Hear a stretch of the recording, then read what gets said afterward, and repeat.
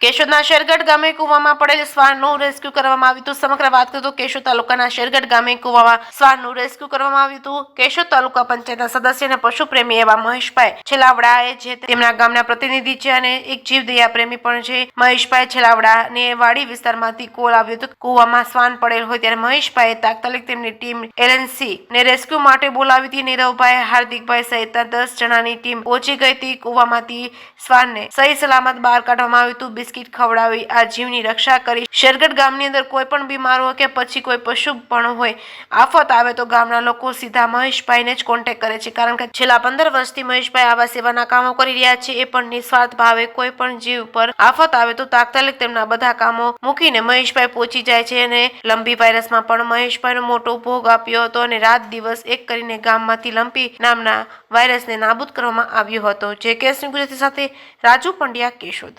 હું કેશોદ તાલુકા પંચાયત સદસ્ય